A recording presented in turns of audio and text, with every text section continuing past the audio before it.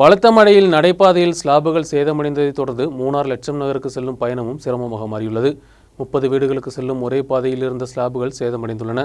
இதோடு வயதானவர்களும் நோயாளிகளும் பயண சிரமம் அனுபவித்து வருகின்றனர்.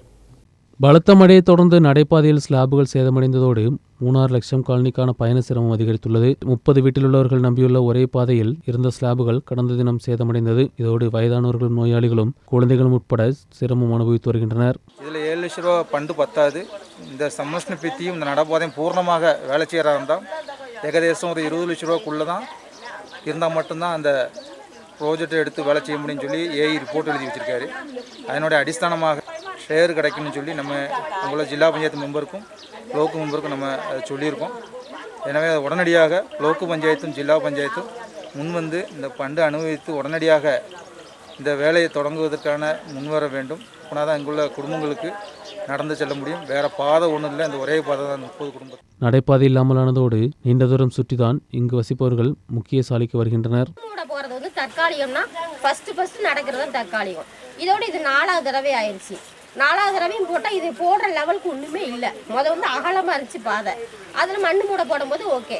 இப்போ எப்படி இருக்குது? இவ்வளோதான் இருக்குது. இதில் மண்ணு மூட போட்டால் கீழே என்ன இதில் இருக்குது?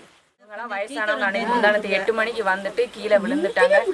இவரும் உடம்புக்கு முடியாதவங்க இன்னொரு தாத்தா இருக்காங்க. நேற்று கொஞ்சம் இல்லைன்னா கீழே அந்த தாத்தா கீழே உருண்டு விழுந்திருப்பாரு. ஒரு ஆளை நின்று கடத்தி விட்டா மட்டும்தான் இந்த பக்கம் வர முடியும்.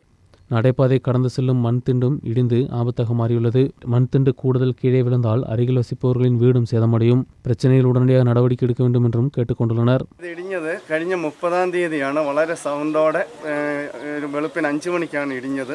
ഇടിയാൻ മെയിൻ കാരണം മോളിൽ നിന്ന് വരുന്ന വെള്ളമാണ്. വാട്ടർഫാൾസ് പോലെയാണ് ഇവിടെ വെള്ളം വരുന്നത്. ഈ വെള്ളം നിർത്തണമെന്ന് ഇവിടെയുള്ള അധികാരികളോട് നിങ്ങൾ പല പ്രാവശ്യം പറഞ്ഞ് ആരും തിരിഞ്ഞു നോക്കുന്നില്ല.